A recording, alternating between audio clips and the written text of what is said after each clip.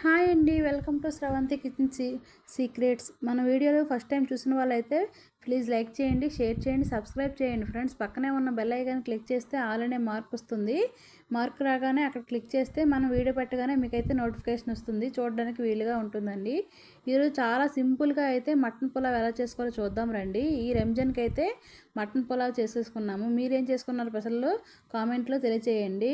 సింపుల్గా అండి, video skip చేయకుండా చూస్తే మీకు బాగా అర్థమవుతుంది. ముందుకైతే లేత మటన్ తీసుకొని అందులో మంచిగా వాష్ చేసుకున్నాక ఉప్పు, కారం, పసుపు, ధనియాల పొడి, కొంచెం ఒక గుప్పెడు జీడి పలుకులు, అలాగే కొత్తిమీర, కొంచెంగా అయితే ఒక కప్పు పెరుగు కూడా వేసి బాగా మిక్స్ చేసేసుకోవాలండి.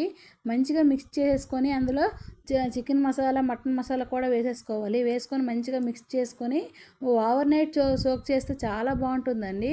మనకి టైం సరిపోదు కాబట్టి నేనైతే 1 అవర్ ఫ్రిడ్జ్లో సోక్ చేసి పెట్టుకున్నానండి.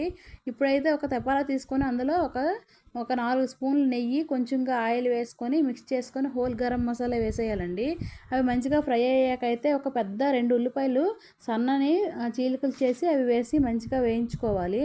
అందులోనే మరి కొంచెం గుప్పెడు జీడిపలుకులు వేసి మంచిగా వేయించుకోవాలి. గోల్డెన్ బ్రౌన్ వచ్చినంత వరకు వేయించుకున్నాక అందులో ఒక 4 పచ్చిమిర్చి చీల్చి వేసుకోవాలండి. వేసుకొని ఒక గుప్పుడు కొత్తిమీర కూడా వేసుకొని మంచిగా కలుపుకోవాలి. కలుపుకున్నాకైతే ఒక పెద్ద స్పూన్ అల్లం వెల్లుల్లి పేస్టు, అలాగే ఒక 2 టమోటాలు కూడా వేసి మంచిగా వేగనివ్వాలి. అది పలావ్ కాబట్టి టమోటాలు వేసేసుకోవాలండి. వేసుకొని మంచిగా వేగనివ్వాలి. సిమ్లో పెట్టుకొని వేగనిచ్చుకుంటే ఈవెన్గా కుక్ అవుతుందండి. ఇలా కుక్ అయ్యాకైతే ముందుగా నానబెట్టుకున్నాం కదా మనము, ఆ మటన్ అయితే వేసేసుకొని మంచిగా కలుపుకొని ఒక 10 నిమిషాలు అయితే కుక్ కావాలండి. ఆ మటన్ అనేది ఇందులోనే మంచిగా కుక్ అయిపోయినంత వరకు వేయించుకోవాలి. అలా వేయించుకున్నాకైతేనే మటన్ అయితే ఈవెన్ కుక్ అయ్యి మంచిగా ముక్క అయితే మెత్తగా ఉంటుందండి. ఇలా మూత పెట్టి ఒక 10 నిమిషాలు మగ్గాకైతే ఈలోపు నేనైతే ఒక 2 గ్లాసులు అయితే బియ్యాన్ని కడుక్కొని నానబెట్టుకొని ఒక 10 నిమిషాలు అయితే పక్కన పెట్టుకుందామండి. నేనైతే బాస్మతి రైస్ని అయితే తీసుకున్నాను. ఇలా బాస్మతి రైస్ని మంచి నీళ్ళతో కడిగేసుకొని ఒక 2 గ్లాసులు వాటర్ వేసుకొని నానబెట్టేసుకున్నానండి. మటన్ అయితే ఇలా ఉడుకుతుంది కదా, ఇలా ఉడికేటప్పుడు అయితే నేను పక్కనే ఒక 2 గ్లాసులు కాబట్టి 4 గ్లాసుల వాటర్ని పక్కన బాయిల్ చేసుకున్నానండి.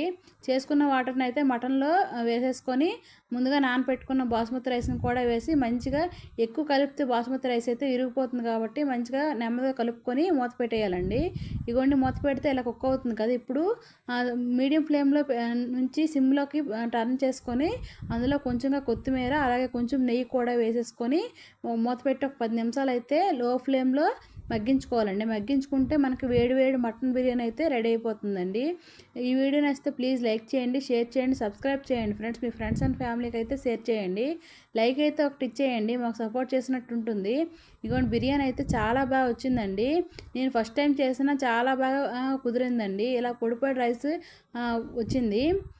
మనం తినేటప్పుడు అయితే కొంచెంగా బిర్యానీ, అలాగే ఒక 2 ఉల్లిపాయ ముక్కలు పెట్టుకొని తింటే చాలా బాగుందండి. బయట హోటల్లో కొనే కన్నా మనం ఇంట్లోనే ఈజీగా అయితే చేసేసుకోవచ్చు. మీరు కూడా ట్రై చేసి మీకు ఎలా వచ్చిందో కామెంట్లో తెలియచేయండి. మటన్ ముక్క కూడా మంచిగా కుక్ అయిపోయిందండి, చాలా మెత్తగా ఉడికిపోయింది.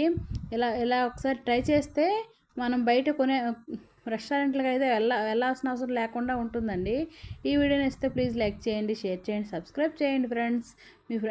మీ సపోర్ట్ ఎప్పుడైనా మీరు ట్రై చేస్తారా? ట్రై చేస్తే నా కామెంట్లో తెలియజేయండి. ఈ మటన్కి అయితే షేర్వా అయినా రైతా అయినా పెట్టుకొని తింటే చాలా బాగుంటుందండి. నెక్స్ట్ వీడియోలో అయితే షేర్వా అయితే చేస్తాను తప్పకుండా. మీకు ఏమైనా వంటలు కావాలంటే కామెంట్లో తెలియజేయండి. బిర్యానీ ఎలా వచ్చిందో కామెంట్ చేసి ఒక లైక్ అయితే చేద్దాము. Thank you.